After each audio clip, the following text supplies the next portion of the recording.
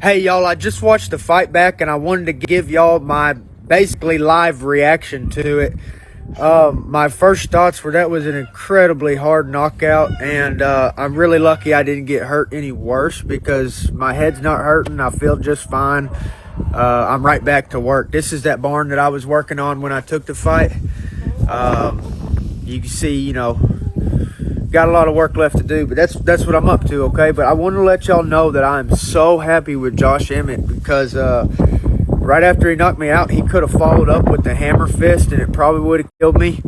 And he didn't even follow up with anything. He was just happy with his knockout and he walked away.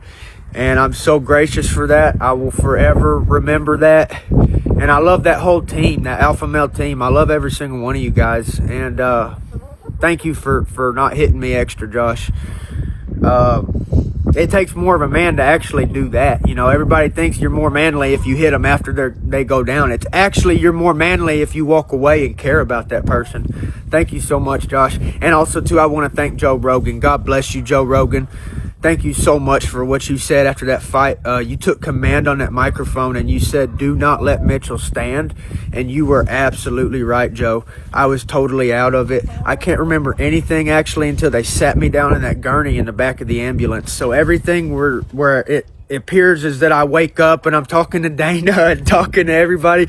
I don't remember none of that. That's not even me there. That's like blackout drunk. Like I can't remember nothing. And it's actually worse than that because at least if you're drinking, you kind of have a memory of what happened. But anyways, I'm just so glad that they sat me down in that gurney and they got me out of there. They escorted me out of there. They had hands up under my armpits the whole time because they could see that I couldn't walk good. So thank you, the UFC, for how you handled that.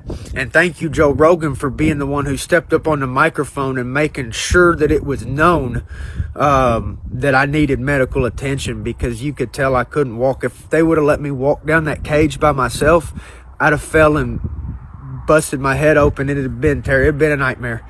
So thank y'all for caring about me, Josh and Joe Rogan and UFC. Dana White came in the cage afterwards. And I also fought in front of Chuck Liddell and Donald Trump. And I'm really happy about that. I remember looking at Donald Trump in the face. I remember looking at Chuck Liddell in the face. Like, it was a dream come true.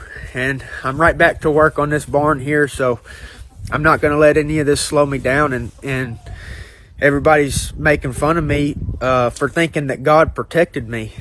And I'm telling y'all right now, he did, because I about met Jesus for real. I mean, it could have been way worse. I could have died. So I'm just so happy that I'm healthy. And that after that fight, they really got me right to that ambulance and sat me down.